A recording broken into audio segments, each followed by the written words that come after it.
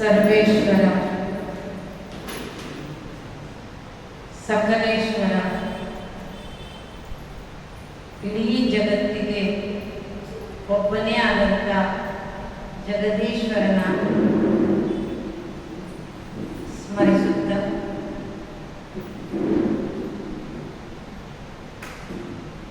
ಭಗವದ್ಗೀತೆಯ ಸ್ವತಃ ಭಗವಂತನೇ ತಿಳಿಸಿರುವಂತಹ ಜ್ಞಾನ ಮನುಷ್ಯರಿಂದ ಹೇಳೋದು ಅಷ್ಟು ಸುಲಭ ಅಲ್ಲ. ಅದಕ್ಕೆ ಮನಪೂರ್ವಕವಾಗಿ ನಾವು ಆ ಪರಮಾತ್ಮನನ್ನ ಈ ಸಭೆಗೆ ಆಹ್ವಾನ ಮಾಡೋಣ, ಹೇಳೋಣ. ಅವನಿಗೆ ಅರ್ಜುನನ ಕಷ್ಟ, ನೋವು, ದುಃಖ ನೋಡಿ ತಡಿಲಿಕ್ಕಾಗದೆ ನೀನು ಏನು ಗೀತಾ ಜ್ಞಾನವನ್ನ ಹೇಳಿದ್ದೀಯೋ ಅದೇ ರೀತಿ ಈಗ ನಾನು ನಿನ್ನ ಮುಂದೆ ಅರ್ಜುನನಾಗಿ ಕೂತ್ಕೊಂಡೇನೆ. ಸ್ವತಃ ನೀನೇ ಬಂದು ನಮಗೆ ಜ್ಞಾನದ ಅಮೃತವನ್ನ ಉಣಿಸುವಂತ. ಮೊದಲನೇದಾಗಿ ಈ ಸಭೆಗೆ ಸಚ್ಚಿದಾನಂದ ಸ್ವರೂಪನಾದಂತಹ ಗತಿ ಸದ್ಗತಿಯನ್ನ ಕೊಡುವಂತಹ ಗೀತಾ ಜ್ಞಾನದಾತನಾದಂಥ ಪರಮಾತ್ಮನನ್ನ ಮನಪೂರ್ವಕವಾಗಿ ಆಹ್ವಾನ ಮಾಡೋಣ. ನಿನ್ನೆ ತಮಗೆ ಹೇಳಿದ ಹಾಗೆ ಯಾರು ಪಕ್ಕಕ್ಕೆ ಬಂದು ಕೂತ್ಕೊಳ್ಳಿ, ಎದುರು ಕೂತ್ಕೊಳ್ಳಿ, ಯಾರಿಂದ ಏನು ನೋಡ್ಲಿಕ್ಕೆ ಹೋಗ್ಬೇಡಿ. ಒಂದೊಂದು ಮಾತು ಸಹಿತ ಮಿಸ್ ಆದ್ರೆ ಮತ್ತೆ ನಿಮಗೆ ಸಿಗೋದಿಲ್ಲ. ಇದು ಮಾತುಗಳಲ್ಲ, ಭಗವಂತನ ಮಹಾವಾಕ್ಯಗಳು.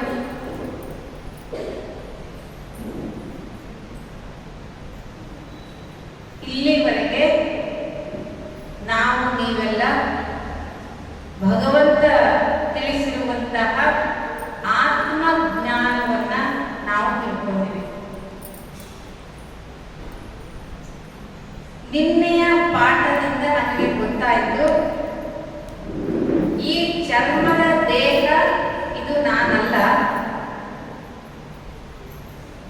ಕಣ್ಣು, ಕಿವಿ, ಮೂಗು, ಬಾಯಿ ಇರುವಂತಹ ಚರ್ಮವನ್ನ ಧರಿಸಿ, ಚರ್ಮದ ವೇಷವನ್ನ ಧರಿಸಿ ಈ ಸೃಷ್ಟಿ ನಾಟಕ ರಂಗದಲ್ಲಿ ಪಾತ್ರ ಮಾಡ್ತಾ ಇರುವಂತಹ ಆತ್ಮ ಜ್ಯೋತಿ ನಾನು ಅಂತ. ಇಲ್ಲಿವರೆಗೆ ನಾನು ದೇಹ ಅಂತ ತಿಳ್ಕೊಂಡಿದ್ರಿಂದ ಎಲ್ಲಿ ನಾನು ಸತ್ತೋಗ್ತೀನೋ ಅಂತ ಭಯ ಇರ್ತಿತ್ತು. ಯಾವಾಗ ನಾನು ದೇಹ ಅಲ್ಲ ಆತ್ಮ ಜ್ಯೋತಿಯಾಗಿದ್ದೀನಿ ಎನ್ನುವಂತಹ ಪಾಠವನ್ನ ನಾವು ಭಗವಂತನಿಂದ ತಿಳಿದುಕೊಂಡಿವೋ ಅವಾಗ ನಮಗೆ ಈ ಚಿಂತೆಯಂತೂ ದೂರ ಆಯಿತು. ಭಗವಂತ ಹೇಳ್ತಾನೆ, ನೀನು ಸಾಯೋದಿಲ್ಲ. ನಿನ್ನೆ ಸುಮಾರು ತಿಳ್ಕೊಂಡಿದ್ದೀವಿ ನಾವು ಆತ್ಮದ ಬಗ್ಗೆ. ದೇಹ ಅಂತಂದ್ರೆ ಇದು ಒಂದು ರಥದ ಹಾಗೆ, ಆತ್ಮ ಸಾರಥಿ. ಕುದುರೆಗಳು ಯಾವುದು? ನೀವು ಹೇಳದೇ ಇದ್ರೆ ಮತ್ತೆ ನಿನ್ನೆ ಪಾಠನೇ ರಿಪೀಟ್ ಮಾಡಿ. ಯಾಕೆಂದ್ರೆ ನಿಮಗೆ ಎಷ್ಟು ಅರ್ಥ ಆಗಿದೆ ಅಂತ ಅನ್ನೋದು ಗೊತ್ತಾದ್ರೇನೆ ಅಲ್ಲ ನಾವು ಮುಂದಿನ ಪಾಠಕ್ಕೆ ಹೋಗಬೇಕು ಅಂತ ಗೊತ್ತಾಗೋದು. ಒಂದು ವೇಳೆ ನಿನ್ನೆ ಪಾಠನೇ ನಿಮಗೆ ಅರ್ಥ ಆಗದೇ ಇದ್ರೆ ಮುಂದಿನ ಪಾಠಕ್ಕೆ ಹೇಗೆ ಹೋಗೋದು? ಅರ್ಥ ಆಗಬೇಕಲ್ಲ ಮುಂದಿನ ಪಾಠ. ಇಲ್ಲಿ ದೇಹ ಎನ್ನುವಂಥದ್ದು ರಥ, ಆತ್ಮ ಈ ರಥದ ಸಾರಥಿ. ಈಗ ರಥ ಓಡಬೇಕು ಅಂದ್ರೆ ಕುದುರೆಗಳು ಬೇಕಲ್ಲ. ಯಾವುದು ಕುದುರೆಗಳು? ಕಣ್ಣು, ಕಿವಿ, ಮೂಗು, ಬಾಯಿ, ಚರ್ಮ ಇದೆಲ್ಲ ಇದೆಯಲ್ಲ, ಕರ್ಮ ಇಂದ್ರಿಯಗಳು, ಇವು ಕುದುರೆಗಳು.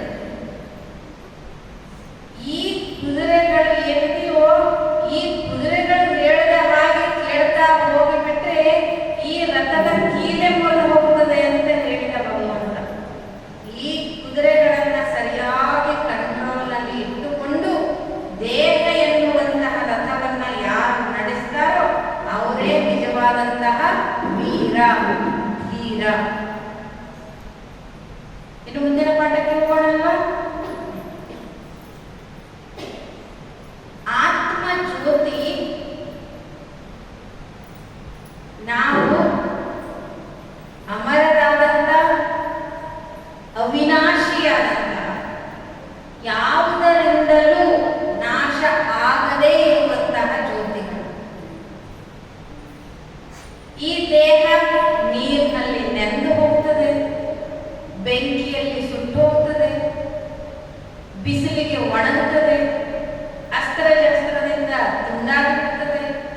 ಆದರೆ ಆತ್ಮ ಜ್ಯೋತಿಯನ್ನ ಏನು ಮಾಡಲಿಕ್ಕೆ ಬರುವುದಿಲ್ಲ ಅನ್ನೋದು ನಮಗೆ ಗೊತ್ತಾಗಿದೆ. ಇನ್ನು ಆತ್ಮ ಜ್ಯೋತಿ ಮತ್ತು ಈ ದೇಹಕ್ಕೆ ಏನು ಸಂಬಂಧ ಇದೆ ಎನ್ನುವಂಥದ್ದನ್ನ ಈ ಚಿತ್ರದಲ್ಲಿ ತಿಳ್ಕೊಳ್ಳೋಣ. ಭಗವಂತ ಹೇಳ್ತಾನೆ, ಜಾತಸ್ಯ ಹಿ ಧ್ರುವೋ ಮೃತ್ಯುಃ ಧ್ರುವಂ ಜನ್ಮ ಮೃತಸ್ಯ ಚ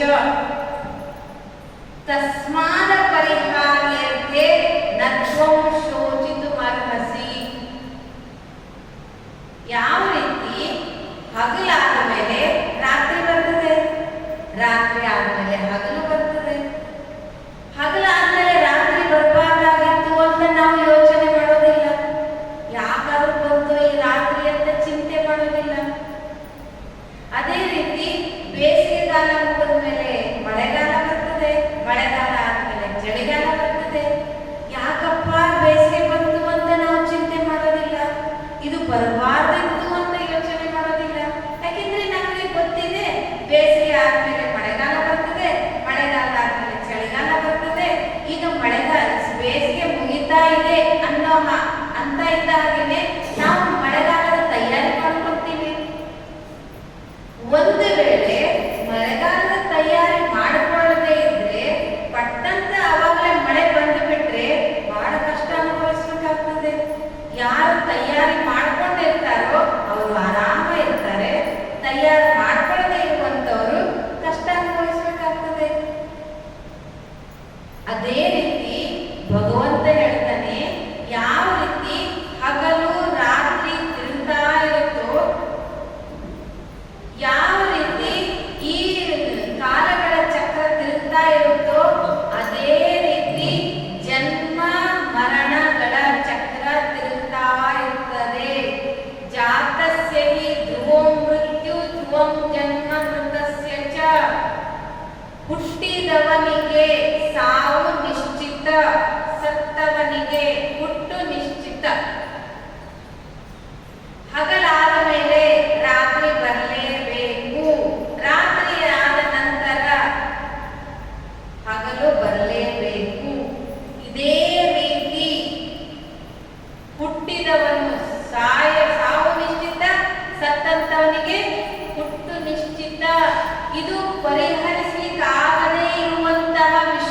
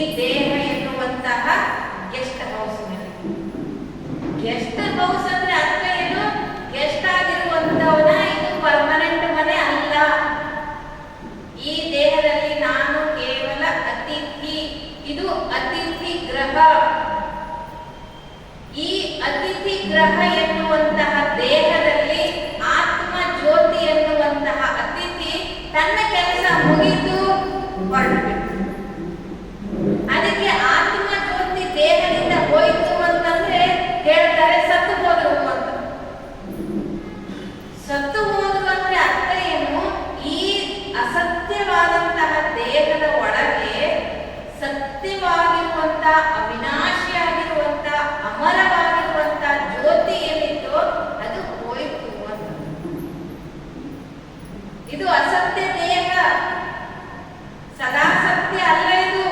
ಈ ಚರ್ಮ ಸದಾ ಹೀಗೆ ಇರೋದಿಲ್ಲ, ಈ ಚರ್ಮ ಸದಾ ಬಿಳಿ ಇರೋದಿಲ್ಲ, ಇಷ್ಟೇ ಸುಂದರ ಇದು ಇರೋದಿಲ್ಲ. ವಯಸ್ಸಿಗೆ ತಕ್ಕಂತೆ ದೇಹದ ಆಕಾರ, ಆಕೃತಿ ಎಲ್ಲ ಚೇಂಜ್ ಆಗ್ತಾ ಹೋಗ್ತಿರ್ತದೆ. ಅದಕ್ಕೆ ಇದನ್ನ ಸತ್ಯ ದೇಹ ಅಂತ ಅನ್ನೋದಿಲ್ಲ, ಅದಕ್ಕೆ ಇದಕ್ಕೆ ಮರಳಾಗಬೇಡಿ ಅಂತ ಹೇಳ್ತಾನೆ ಪರಮಾತ್ಮ. ಈ ದೇಹ ಇದು ಕೇವಲ ಒಂದು ಅತಿಥಿ ಗ್ರಹ. ಅತಿಥಿ ಗ್ರಹ ಎಂತಂದ್ರೆ ಕೆಲಸ ಮುಗಿತು, ನಡೆದ್ಬಿಟ್ಟು. ಯಾವ ರೀತಿ ಅಂತಂದ್ರೆ ಆತ್ಮ ಜ್ಯೋತಿ ಈ ದೇಹ ಎನ್ನುವಂತಹ ವಸ್ತ್ರವನ್ನ ಎಲ್ಲಿ ಪಡಿತೀವಿ ಅಂತಂದ್ರೆ, ತಮಗೆಲ್ಲ ಗೊತ್ತಿದೆ, ನಾವು ಬಟ್ಟೆ ತರಲಿಕ್ಕೆ ಅಂಗಡಿಗೆ ಏನು ಹೋಗ್ತೀವೋ ಅಲ್ಲಿ ಒಂದು ಸಣ್ಣ ರೂಮ್ ಮಾಡಿರ್ತಾರೆ. ಏನಂತಾರೆ ಅದಕ್ಕೆ? Dressing room. ನೀವು ನಿಮಗೆ ಇಷ್ಟವಾದಂತ ದೇಹವನ್ನ, ಏನು ಡ್ರೆಸ್ ಅನ್ನ ಅಲ್ಲಿ ಚೇಂಜ್ ಮಾಡಿ ನೋಡ್ಕೊಳ್ಬಹುದು. ಡ್ರೆಸ್ಸಿಂಗ್ ರೂಮ್ ಅಂತ ಇರ್ತದೆ. ಆ ಡ್ರೆಸ್ಸಿಂಗ್ ರೂಮ್ ಏನಿದೆಯೋ ಡ್ರೆಸ್ ಚೇಂಜ್ ಮಾಡಿಕೊಳ್ಳುವಂತಹ ರೂಮ್ ಅದು. ಅದೇ ರೀತಿ ಈ ಡ್ರೆಸ್ ಅನ್ನ ನಾವು ಎಲ್ಲಿ ಹಾಕೊಂಡು ಬಂದಿವಿ, ಎಲ್ಲಿಂದ ತಗೊಂಡು ಬಂದಿವಿ ಈ ದೇಹವನ್ನ? ನಮ್ಮೆಲ್ಲರ ಡ್ರೆಸ್ಸಿಂಗ್ ರೂಮ್ ಯಾವುದು? ತಾಯಿಯ ಗರ್ಭ. ತಾಯಿಯ ಗರ್ಭ ನಮ್ಮೆಲ್ಲರ ಡ್ರೆಸ್ಸಿಂಗ್ ರೂಮ್. ಆ ಡ್ರೆಸ್ಸಿಂಗ್ ರೂಮಿನಿಂದ ನಾವು ಈ ದೇಹವನ್ನ ತಗೊಂಡು ಬರ್ತೇವೆ. ದೇಹವನ್ನ ಪಡೆದಂತಹ ಆತ್ಮ ಏನಿದೆಯೋ, ದೇಹ ದೊಡ್ಡ ಆಗ್ತಾ ಆಗ್ತಾ ಈ ರೀತಿ ಪುನರಪಿ ಜನನಂ ಪುನರಪಿ ಮರಣಂ. ಹುಟ್ಟಿದವನು ಸಾಯಲೇಬೇಕು, ಸತ್ತಂತವನು ಹುಟ್ಟಲೇಬೇಕು ಎನ್ನುವಂತೆ ಈ ರೀತಿ ಆತ್ಮ ಜ್ಯೋತಿ ಜನ್ಮ ಮರಣದ ಚಕ್ರದಲ್ಲಿ ತಿರುಗ್ತಾ ಇರ್ತದೆ. ಇದನ್ನ ಮಾತ್ರ ಸರಿಯಾಗಿ ನೆನಪಿಟ್ಟುಕೊಳ್ಳೋಣ. ಹುಟ್ಟು ಮತ್ತು ಸಾವು ಇರೋದು ನಾನು ಹಾಕಿರುವಂತಹ ವೇಷಕ್ಕೆ ಹೊರತು ನನಗಲ್ಲ. ಇನ್ನು ಆತ್ಮ ಜ್ಯೋತಿಗಳು ನಾವೆಲ್ಲ ಈ ದೇಹ ಎನ್ನುವಂತಹ ವಸ್ತ್ರವನ್ನ ಯಾವ ರೀತಿ ನಾವು ತೆಗಿತೇವೆ ಎನ್ನುವಂಥದ್ದು ಮುಂದಿನ ಚಿತ್ರದಲ್ಲಿ ನೋಡೋಣ.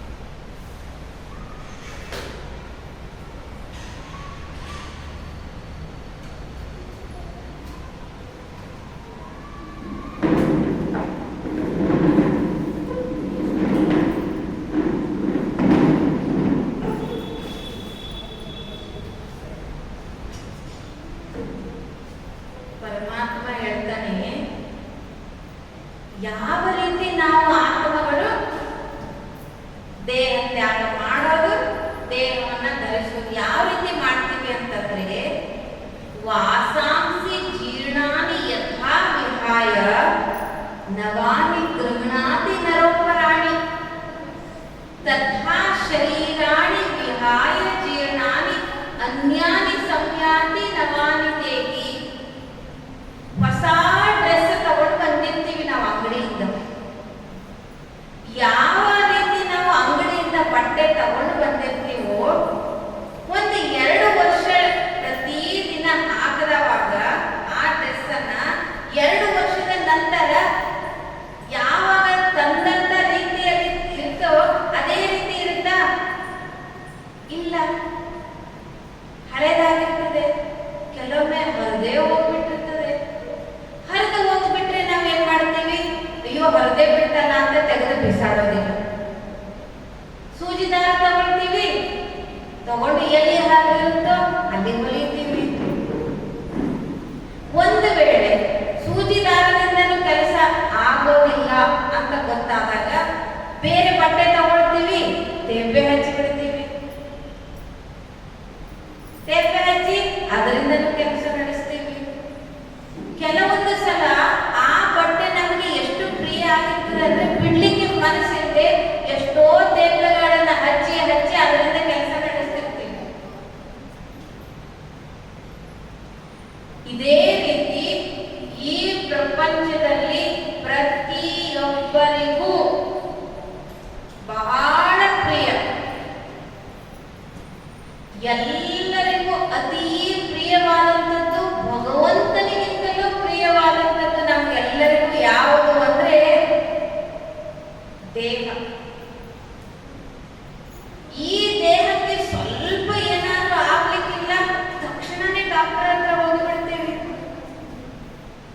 ಯಾಕೆಂದ್ರೆ ನಮ್ಗೆ ಈ ದೇಹ ಬಹಳ ಪ್ರಿಯ, ನಮ್ಗೆ ಇದು ಬಿಡ್ಲಿಕ್ಕೆ ಇಷ್ಟ ಇಲ್ಲ. ಯಾಕೆಂದ್ರೆ ನಾವು ಏನ್ ಮಾಡೋದಿದ್ರು ದೇಹದಿಂದಲೇ ಮಾಡಬೇಕು. ಇದಕ್ಕೆ ಒಂದು ಸ್ವಲ್ಪ ಏನಾದ್ರೂ ಆರಾಮಿಲ್ಲ, ಗುಳಿಗೆ ಇಂದನೋ ಇಂಜೆಕ್ಷನ್ ಇಂದನೋ ನಡೆಸಿ ಬಿಡ್ತೀವಿ. ಇಲ್ಲ ಏನೋ ಸ್ವಲ್ಪ ಹೆಚ್ಚು ಆರಾಮಿಲ್ಲ ಅಂದ್ರೆ ಡಾಕ್ಟರ್ ಹತ್ರ ಹೋದಾಗ ಕಟ್ ಮಾಡ್ತಾರೆ, ಹೊಲಿದು ಬಿಡ್ತಾರೆ. ಕಟ್ ಮಾಡೋದು, ಹೊಲಿದು ಬಿಡೋದು.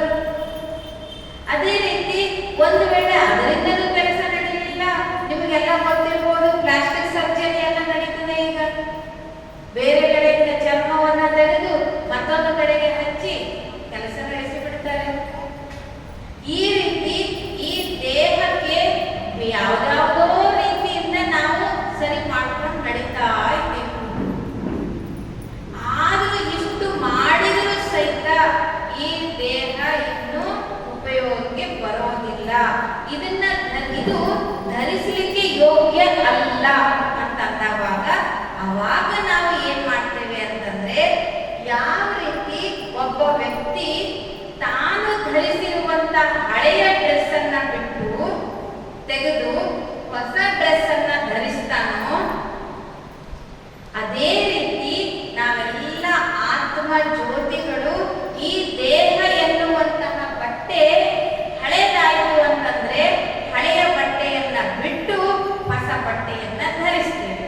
ಹಳೆಯ ಬಟ್ಟೆಯನ್ನ ಅಂದ್ರೆ ಹಳೆಯ ದೇಹವನ್ನ ಬಿಡೋದಕ್ಕೆ ಮರಣ ಅಂತ ಹೇಳ್ತಾರೆ, ಹೊಸ ದೇಹವನ್ನ ಪಡೆದುಕೊಳ್ಳೋದಕ್ಕೆ ಜನನ. ಈ ರೀತಿ ಹಳೆಯ ಬಟ್ಟೆ ಬಿಡೋದು, ಹೊಸ ಬಟ್ಟೆಯನ್ನ ತೆಗೆದುಕೊಳ್ಳೋದು, ಈ ಕ್ರಿಯೆಯನ್ನು ಸಹಿತ ಸದಾ ನಡೀತಾ ಇರ್ತದೆ.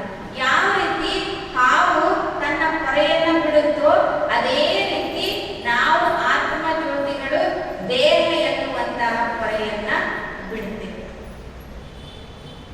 ಇನ್ನು ನಾವು ಆತ್ಮಗಳಿಗೆ ಈ ದೇಹ ಏನು ಸಿಕ್ಕಿದೆಯೋ, ದೇಹ ಏನು ಸಿಕ್ಕಿದೆಯೋ, ಈ ದೇಹದಲ್ಲಿ ಕುಳಿತು ನಾನು ಆತ್ಮ ಜ್ಯೋತಿ ಯಾವ ರೀತಿ ಬೇರೆ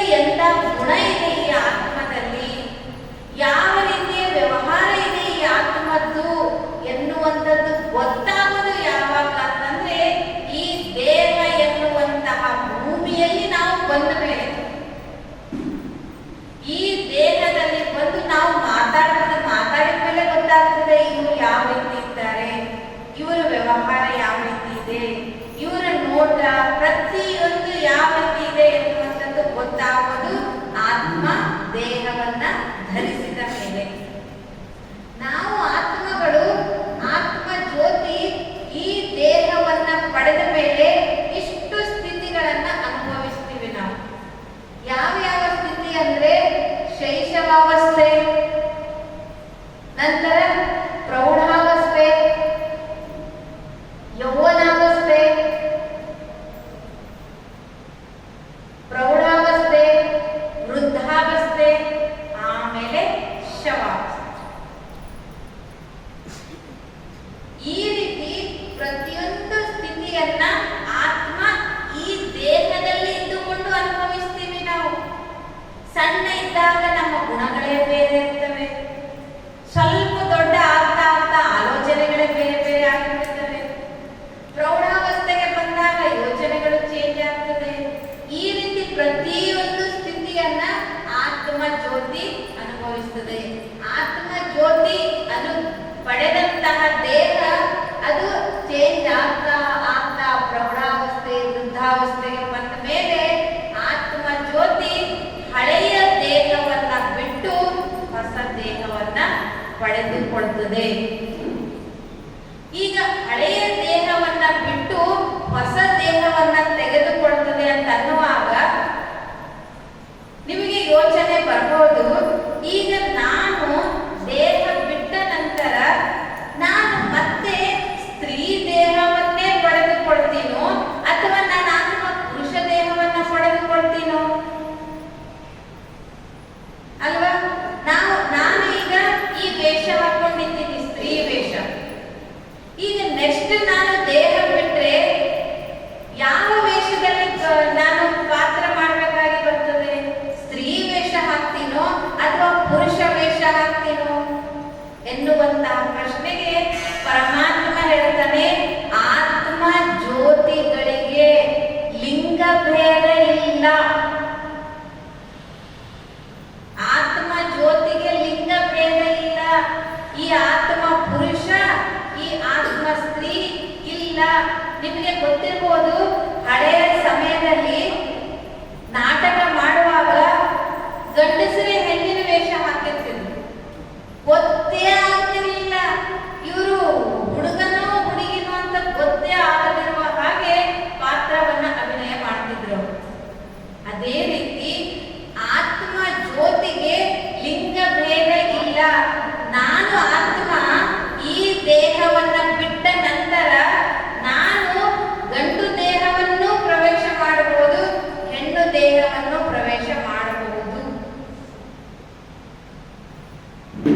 ಅದಕ್ಕೆ ತಾವೆಲ್ಲ ನೋಡಿ, ಎಷ್ಟೋ ಜನ ಇಂಥವರನ್ನ ನೀವು ನಿಮ್ಮ ಜೀವನದಲ್ಲಿ ನೋಡಿರ್ತೀರಿ. ಅವರು ಪುರುಷ ದೇಹದಲ್ಲೇ ಇರ್ತಾರೆ, ಆದ್ರೆ ಅವರ ನಡವಳಿಕೆ, ಮಾತು ಪ್ರತಿಯೊಂದು ಸ್ತ್ರೀಯ ಹಾಗೆಯೇ ಇರ್ತದೆ.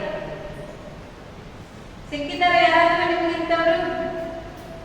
ಎಲ್ಲ ದೇಹ ನೋಡಿದ್ರೆ ಪುರುಷರದು, ಅವರ ಮಾತು, ನಡೆ, ನುಡಿ, ವ್ಯವಹಾರ, ನಗೋದು, ನಡೆಯೋದ್ರ ಸಹಿತ ಹೆಣ್ಮಕ್ಳ ಹಾಗೆ ಇರ್ತದೆ. ಅಂದ್ರೆ ಅರ್ಥ ಏನು ಅಂದ್ರೆ, ಅವರು ಹಿಂದೆ ಏನು ಸ್ತ್ರೀ ವೇಷದಲ್ಲಿ ಪಾತ್ರ ಮಾಡಿರ್ತಾರೋ, ಈಗ ದೇಹ ಚೇಂಜ್ ಆಗಿ ಪುರುಷನ ವೇಷದಲ್ಲಿ ಇದ್ರು ಅಲ್ಲಿಯ ಸಂಸ್ಕಾರ ಇಲ್ಲಿ ಇನ್ನೂ ಅದು ಸ್ಟ್ರಾಂಗ್ ಆಗಿ ಬರ್ತಾ ಇರ್ತದೆ. ಇನ್ನು ಕೆಲವೊಬ್ರು ಸ್ತ್ರೀ ದೇಹದಲ್ಲಿ ಇರ್ತಾರೆ, ಆದ್ರೆ ಅವರು ಮಾಡುವಂತಹ ಕಾರ್ಯ, ಅವರ ರೂಲಿಂಗ್ ಪವರ್ ಆಗಿರ್ಬೋದು, ಕಂಟ್ರೋಲಿಂಗ್ ಪವರ್ ಆಗಿರ್ಬೋದು, ಅವ್ರು ಮಾತಾಡುವಂಥದ್ದು ಪ್ರತಿಯೊಂದು ಯಾವ ರೀತಿ ಇರ್ತದೆ ಅಂದರೆ ಆ ಗಂಡಸರಿಗೂ ಸಾಧ್ಯ ಇಲ್ಲ, ಆ ರೀತಿ ಇರ್ತಾರೆ. ಏನ್ರಿ ನೀವು ಗಂಡಾಗಿ ಹುಟ್ಟಬೇಕಾಗಿತ್ತು, ಹೆಣ್ಣಾಗಿ ಹುಟ್ಟುಬಿಟ್ಟಿದ್ದೀರಿ ಅಂತಾರೆ ಅವನ್ನ ನೋಡಿ. ಅಂದ್ರೆ ಅವರು ಹಿಂದಿನ ಜನ್ಮದಲ್ಲಿ ಆ ಸಂಸ್ಕಾರ ಇರುವ ಕಾರಣದಿಂದ ಈ ದೇಹದಲ್ಲಿ ಇದ್ರೂ ಆ ಸಂಸ್ಕಾರಗಳು ಬರ್ತಾ ಇರ್ತವೆ. ಆತ್ಮ ಜ್ಯೋತಿಗೆ ಲಿಂಗ ಭೇದ ಇಲ್ಲ. ಅದಕ್ಕೆ ಶರಣರು ಹೇಳ್ತಾರೆ, ಗಡ್ಡ ಮೀಸೆ ಬಂದೊಡೆ ಗಂಡೆಂಬರು, ಸ್ತನ ಮುಡಿ ಬಂದೊಡೆ ಹೆಣ್ಣೆಂಬರು. ಒಳಗೆ ಸುಳಿಯುವ ಆತ್ಮ ಹೆಣ್ಣೂ ಅಲ್ಲ ಗಂಡೂ ಅಲ್ಲ ಕಾಣ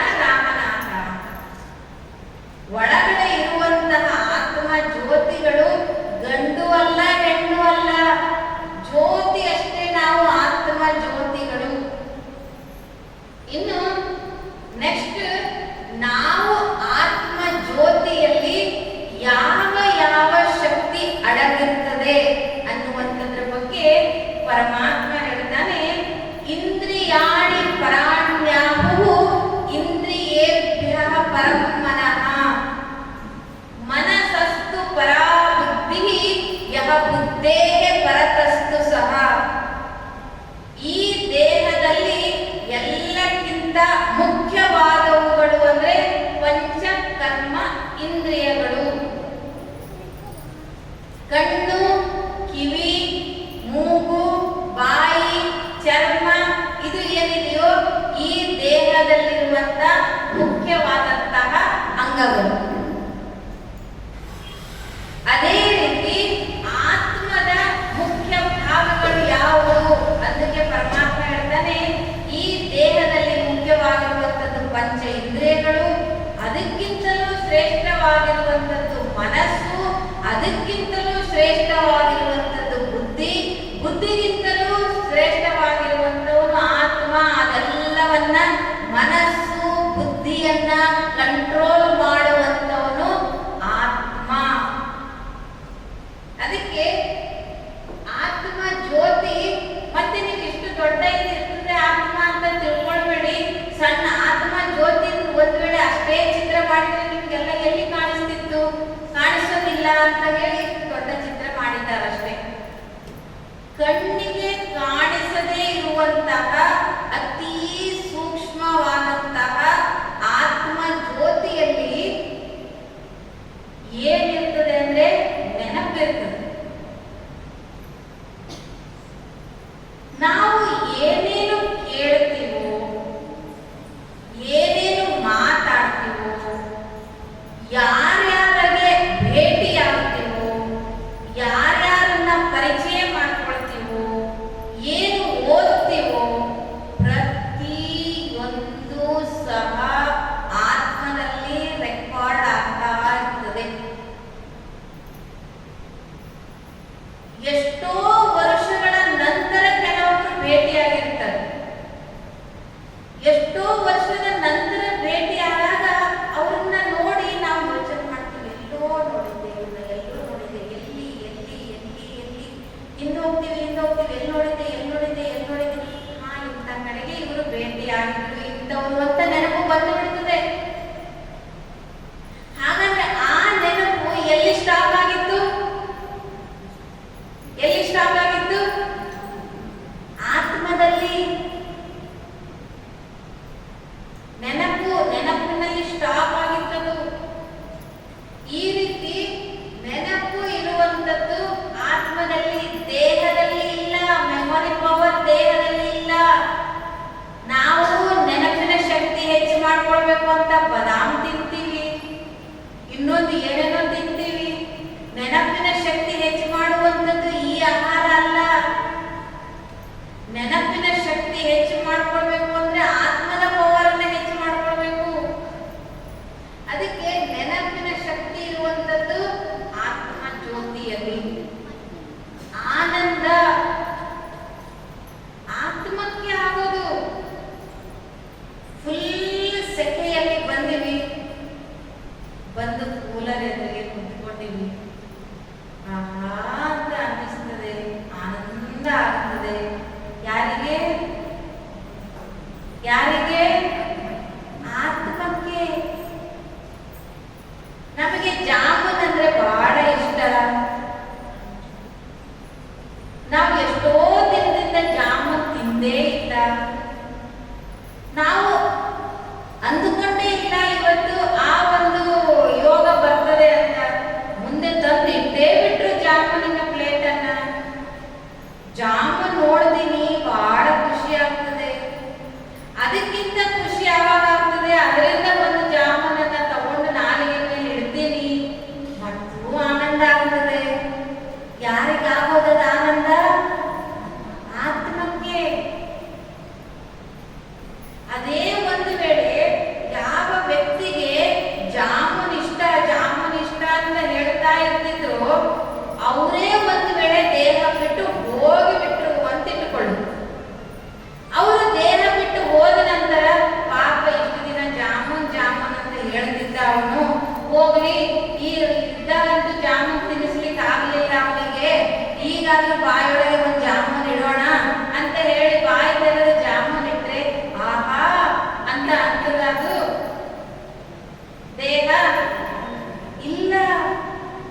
ಟೇಸ್ಟ್ ನೋಡೋದು ಯಾರು?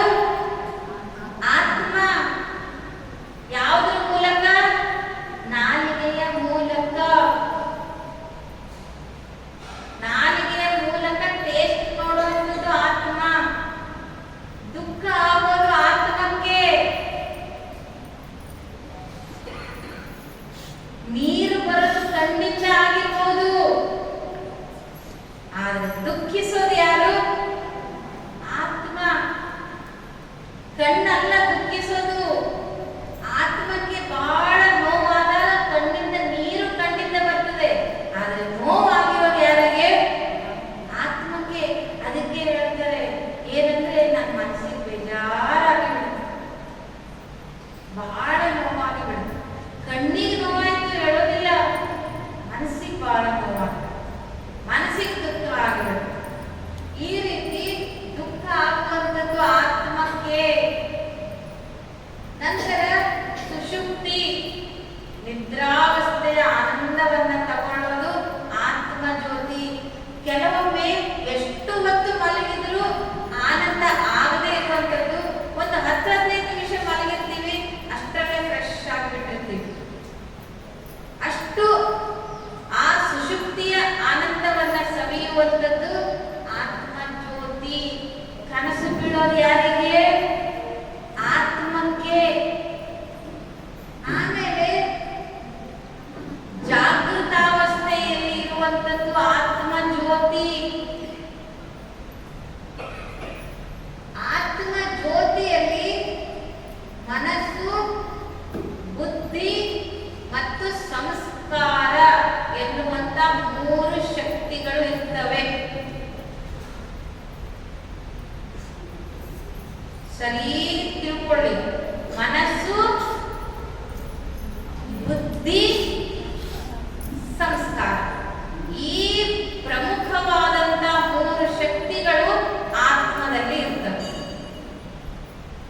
ಮನಸ್ಸಿನ ಕೆಲಸ ಏನು ಅಂತಂದ್ರೆ, ಒಂದು ಕ್ಷಣವೂ ಬಿಟ್ಟು ಬಿಡದೆ ಯೋಚನೆ ಮಾಡುವಂಥದ್ದು ಮನಸ್ಸು. ಯೋಚನೆ ಮಾಡುವಂತಹ ಕೆಲಸ ಮನಸ್ಸಿಂದು, ನಿರ್ಣಯ ತಗೊಳ್ಳುವಂತಹ ಕೆಲಸ ಬುದ್ಧಿ.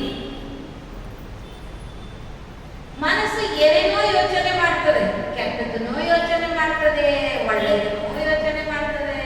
ಇವತ್ತು ಮಳೆ ಬರ್ತಿದೆ, ಹೋಗೋಣವೋ ಬೇಡವೋ ಅಂತ ಮನಸ್ಸು ಹೇಳ್ತದೆ. ಒಂದ್ಸಲ ಹೋಗೋಣ ಅನ್ನಿಸ್ತದೆ, ಮತ್ತೆ ಜೋರ್ ಮಳೆ ಬಂದ್ರೆ ಎಂತ ಮಾಡೋದು, ಛತ್ರಿ ಅಂತೂ ಇನ್ನೂ ತೆಗೆದಿಟ್ಟಿಲ್ಲ, ಸುಮ್ಮನೆ ಹೋಗೋದು ಬೇಡ, ಇಲ್ಲೇ ಕೇಳಿಸು ಮನೆಯವರೆಗೆ, ಇಲ್ಲೇ ಕೂತು ಕೇಳಿದ್ರೆ ಆಯ್ತು ಅಂತದೆ ಮನಸ್ಸು. ಹೇಳೋದಿಲ್ವಾ? ಎಲ್ಲ ಹೇಳ್ತದೆ ಮನಸ್ಸು. ಆಮೇಲೆ ಬುದ್ಧಿ ಏನ್ ಮಾಡ್ತದೆ ಅಂದ್ರೆ, ಇಲ್ಲ ಇಲ್ಲಿ ಕುಂತ್ಕೊಂಡ್ರು ಕೇಳಿಸ್ತದೆ, ಆದ್ರೆ ಎದುರು ಕುಂತ್ಕೊಂಡು ಕೇಳೋದಕ್ಕೆ ಆಗೋದಿಲ್ಲಲ್ಲ, ಅಲ್ಲಿ ಕುಂತ್ಕೊಂಡ್ರೆ ಚಿತ್ರನೂ ನೋಡ್ಬೋದು, ಸರಿ ಇನ್ನೂ ಹೇಳೋದು ಅರ್ಥ ಆಗ್ತದೆ, ಇಲ್ಲ ಹೋಗಿ ಬಿಟ್ರೆ ಆಯ್ತು ಅಂತ ಹೇಳೋದು ಯಾವುದು? ಬುದ್ಧಿ. ಬುದ್ಧಿ ಫೈನಲ್ ನಿರ್ಣಯ ಕೊಡ್ತದೆ. ಅದಕ್ಕೆ ಏನ್ ಹೇಳ್ತಾರೆ ಅಂದ್ರೆ, ಮನಸ್ಸು ಅನ್ನುವಂಥದ್ದು ವಕೀಲ ಇದ್ದ ಹಾಗೆ, ಬುದ್ಧಿ ಎನ್ನುವಂಥದ್ದು ಜಡ್ಜ್ ಇದ್ದ ಹಾಗೆ. ಮನಸ್ಸು ವಕೀಲ, ಬುದ್ಧಿ ಜಡ್ಜ್ ಇದ್ದ ಹಾಗೆ. ಅದು ಒಂದೇ ಫೈನಲ್ ನಿರ್ಣಯ ಕೊಡ್ತದೆ. ಬುದ್ಧಿ ಇದನ್ನು ಮಾಡು, ಇದು ಮಾಡಬೇಡ, ಇದು ಸರಿ ಇದೆ, ಇದು ತಪ್ಪಿದೆ, ಇದು ಧರ್ಮದ ದಾರಿ, ಇದು ಅಧರ್ಮದ ದಾರಿ ಅಂತ ಹೇಳುವಂಥದ್ದು ಬುದ್ಧಿ. ಫಸ್ಟ್ ಸಲ ಏನಾದ್ರೂ ತಪ್ಪು ಮಾಡಲಿಕ್ಕೆ ಹೊರಟ್ರೆ, ಫಸ್ಟ್ ಸಲ ಮರ್ಡರ್ ಮಾಡುವಂಥವನು, ಅವನಿಗೂ ಬುದ್ಧಿ ಹೇಳ್ತಿರ್ತದೆ ಬೇಡ ಬೇಡ ಬೇಡ ಬೇಡ ಅಂತ ಹೇಳ್ತಿರ್ತದೆ. ಬುದ್ಧಿ ಬೇಡ ಅಂತ ಹೇಳ್ತಿರ್ತದೆ, ಮನಸ್ಸು ಏನ್ ಮಾಡ್ತದೆ, ಮಾಡು ಮಾಡು ಮಾಡು ಅಂತಿರ್ತದೆ. ಕೆಲವೊಮ್ಮೆ ಏನಾಗ್ತದೆ ಅಂದ್ರೆ, ಬುದ್ಧಿಗಿಂತಲೂ ಮನಸ್ಸಿನ ಪ್ರಭಾವ ಹೆಚ್ಚಾಗಿಬಿಡ್ತದೆ. ಅವಾಗ ಆ ವ್ಯಕ್ತಿ, ಆ ಆತ್ಮ ಏನ್ ಮಾಡ್ತಾನೆ ಅಂದ್ರೆ, ಮೊದಲು ತನ್ನ ಬುದ್ಧಿಯನ್ನೇ ಕೊಲೆ ಮಾಡ್ತಾನೆ. ಯಾವ ವ್ಯಕ್ತಿ ತನ್ನ ಬುದ್ಧಿಯನ್ನ ಕೊಲೆ ಮಾಡ್ತಾನೋ ಅವನಿಗೆ ಆಮೇಲೆ ಮತ್ತೆ ಅದು ಹೇಳಲಿಕ್ಕೆ ಹೋಗೋದಿಲ್ಲ. 1 ಸಲ ಹೇಳ್ತದೆ, 2 ಸಲ ಹೇಳ್ತದೆ, 3 ಸಲ ಹೇಳ್ತದೆ,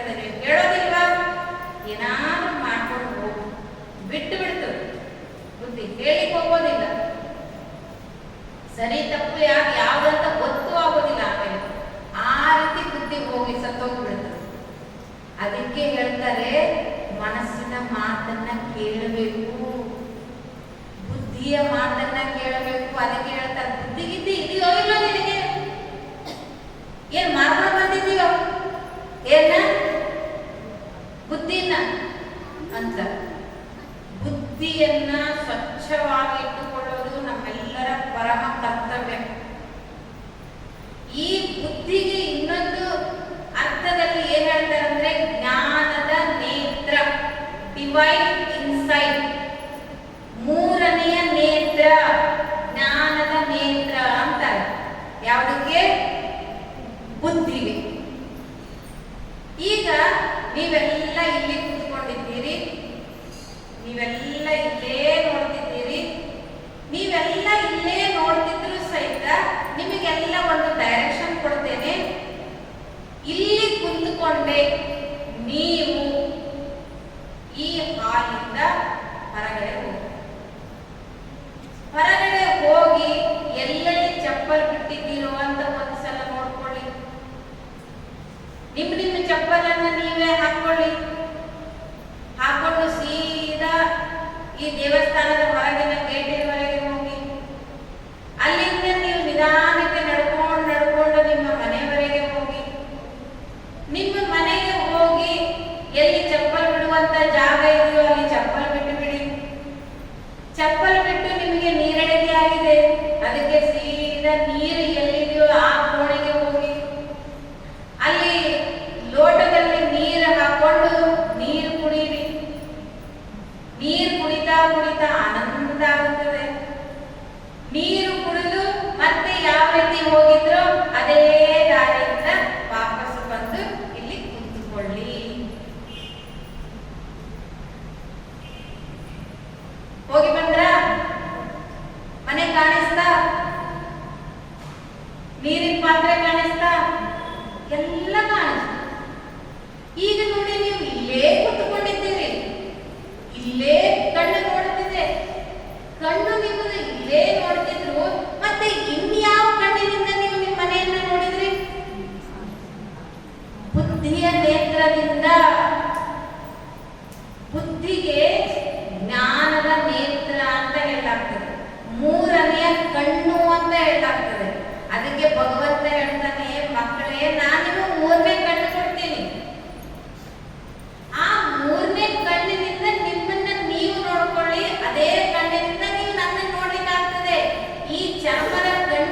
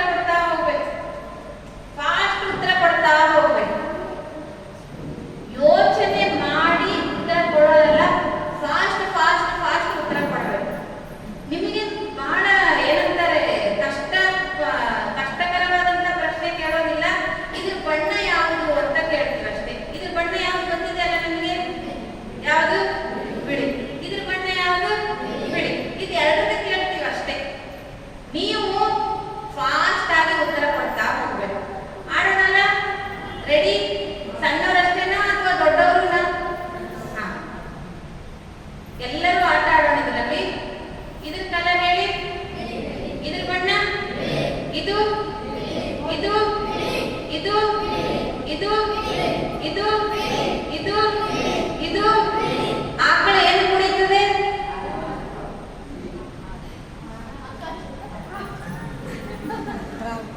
ಆಕಳ ಏನು ಕುಡಿಯುತ್ತದೆ? ಈಗ ಯೋಚನೆ ಮಾಡಿದೆ. ಹಾಲು ಕುಡಿಯುತ್ತಾ? ನೀರು ಕುಡಿಯುತ್ತದೆ. ಮತ್ತೆ ಯಾಕೆ ಹೇಳಿಲ್ಲ ನೀರು ಅಂತ? ಹಾಲೆ ಯಾಕೆ ಅಂತ ಹೇಳಿದ್ರಿ? ಯಾಕೆ ಅಂತಂದ್ರೆ ಒಂದು ಸೆಕೆಂಡ್ನು ಆಗ್ಲಿಲ್ಲ ಅನ್ನಿಸ್ತದೆ ಬಹುಶಃ. ಏನಂದ್ರೆ ನಾವು ಇದನ್ನು ನೋಡ್ತಿದ್ವಿ, ಬಿಳಿ ಬಿಳಿ ಬಿಳಿ ಬಿಳಿ. ನಾವು ನೋಡ್ತಿರೋದು ಬಿಳಿ,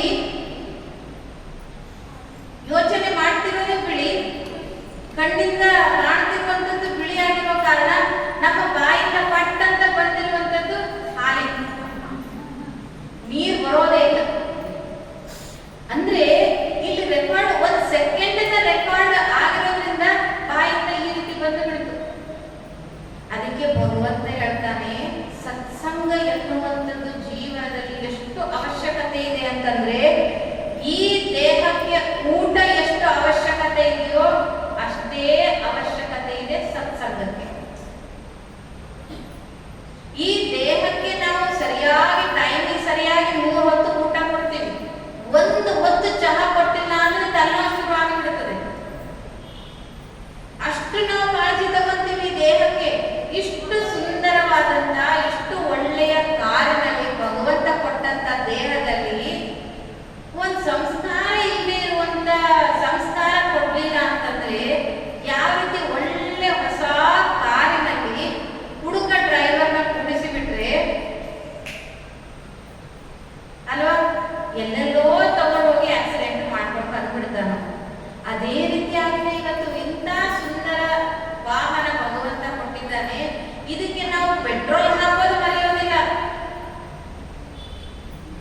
ಈ ಕಾರಿಗೆ ಪೆಟ್ರೋಲ್ ಹಾಕೋದು ಮರೆಯೋದಿಲ್ಲ. ಆದ್ರೆ ಆತ್ಮನಿಗೆ ಒಳ್ಳೆಯ ಸಂಘ ಕೊಡಬೇಕು, ಜ್ಞಾನ ಕೊಡಬೇಕು ಆತ್ಮನಿಗೆ. ಅವಾಗ ಆತ್ಮ ಒಳ್ಳೆ ಸಂಸ್ಕಾರವನ್ನ ಬೆಳೆಸಿಕೊಡ್ತದೆ, ಸಂಸ್ಕಾರಯುಕ್ತ ಆಗ್ತದೆ. ಅದಕ್ಕೆ ಹೇಳ್ತಾರೆ, 10 ಕೆಲಸ ಇದ್ರೂ ಬಿಟ್ಟು 1 ಹೊತ್ತು ಊಟ ಮಾಡಬೇಕು. 100 ಕೆಲಸ ಇದ್ರೂ ಬಿಟ್ಟು ನೆಮ್ಮದಿಯಿಂದ ನಿದ್ರೆ ಮಾಡಬೇಕು. 1000 ಕೆಲಸ ಇದ್ರೂ ಬಿಟ್ಟು ಭಗವಂತನ ನೆನಪು ಮಾಡಬೇಕು. ಯಾಕೆಂದ್ರೆ ಜೀವನದಲ್ಲಿ ಪ್ರತಿಯೊಂದಕ್ಕೂ ಮುಖ್ಯವಾಗಿರುವಂತಹ ಮನಸ್ಸನ್ನ ಶಕ್ತಿಶಾಲಿಯನ್ನಾಗಿ ಮಾಡಿಸುವಂಥದ್ದೇ ಪರಮಾತ್ಮನ ನೆನಪು. ಹಾಗಾಗಿ ಆತ್ಮದಲ್ಲಿ ಮನಸ್ಸು, ಬುದ್ಧಿ ಮತ್ತು ಸಂಸ್ಕಾರ ಎನ್ನುವಂತಹ 3 ಶಕ್ತಿಗಳು ಇರ್ತವೆ. ನಾವು ಆತ್ಮಗಳು ಈ ದೇಹದಲ್ಲಿದ್ದಾಗ ಆತ್ಮದ ಜೊತೆಗೆ ಇರ್ತವೆ ಈ ಶಕ್ತಿಗಳು. ಆತ್ಮ ಜ್ಯೋತಿ ಈ ದೇಹದಿಂದ ಹೊರಗಡೆ ಹೋಗುವಾಗ ಈ 3 ಶಕ್ತಿಗಳು ಆತ್ಮದ ಜೊತೆಗೇನೆ ಹೋಗಿಬಿಡ್ತವೆ. ಆತ್ಮ ಈ ದೇಹದಿಂದ ಹೊರಗಡೆ ಹೋದ್ಮೇಲೆ ಈ ದೇಹದಲ್ಲಿ ಎಷ್ಟೋ ಜನ ಏನ್ ಅನ್ಕೊಂಡ್ಬಿಟ್ಟಿದ್ದಾರೆ ಅಂದ್ರೆ, ಯೋಚನೆ ಮಾಡೋದು ಮೈಂಡ್, ಬ್ರೈನ್ ಅನ್ಕೊಂಡ್ಬಿಟ್ಟಿದ್ದಾರೆ. ಬ್ರೈನ್ ಅಲ್ಲ ಯೋಚನೆ ಮಾಡೋದು, ಈ ಮೆದುಳಿನ ಒಳಗಡೆ ಇದ್ದುಕೊಂಡು ಯೋಚನೆ ಮಾಡುವಂತವನು ಆತ್ಮ ಜ್ಯೋತಿ. ಇನ್ನು ಈ ಆತ್ಮ ಇಷ್ಟು ದೊಡ್ಡ ದೇಹದಲ್ಲಿ, ಇಷ್ಟು ದೊಡ್ಡ ದೇಹದಲ್ಲಿ ನಾನು ಆತ್ಮ ಎಲ್ಲಿ ಇರ್ತೇನೆ ಅಂತ. ಅದಕ್ಕೆ ಭಗವಂತ ಹೇಳ್ತಾನೆ, ಯಥಾ ಪ್ರಕಾಶ ಯತ್ಯೇಕಃ ಕೃತ್ಸ್ನಂ ಲೋಕಮಿಮಂ ರವಿಃ ಕ್ಷೇತ್ರೇ ಕ್ಷೇತ್ರೀ ತಥಾ ಕೃತ್ಸ್ನಂ ಪ್ರಕಾಶಯತಿ ಭಾರತ. ಯಾವ ರೀತಿ ಸೂರ್ಯ ಒಂದೇ ಕಡೆಗೆ ಇದ್ದುಕೊಂಡು ಇಡೀ ಪ್ರಪಂಚವನ್ನ ಬೆಳಗ್ತಾನೋ, ಇಡೀ ಪ್ರಪಂಚಕ್ಕೆ ಬೆಳಕನ್ನ ಕೊಡ್ತಾನೋ ಯಾರು? ಸೂರ್ಯ. ಅದೇ ರೀತಿ ಆತ್ಮ ಒಂದೇ ಕಡೆಗೆ ಇದ್ದುಕೊಂಡು ಇಡೀ ದೇಹವನ್ನ ಕಂಟ್ರೋಲ್ ಮಾಡ್ತದೆ. ನಿಮಗೆಲ್ಲ ಅನ್ನಿಸ್ಬೋದು, ನಾವು ಕುಂಕುಮವನ್ನ ಏನು ಇಟ್ಟುಕೊಳ್ತೀವೋ ಪ್ರತಿದಿನ, ಇದು ಹಿಂಗೆ ಹಿಂದಿನವರು ಮಾಡ್ಕೊಂಡು ಬಂದಿದ್ದಾರೆ, ಅದಕ್ಕೆ ನಾವು ಮುಂದೆ ಈಗ ಹಚ್ಕೊಳ್ತಿದ್ದೀವಿ ಅಂತ ತಿಳ್ಕೊಳ್ಬೇಡಿ. ಈ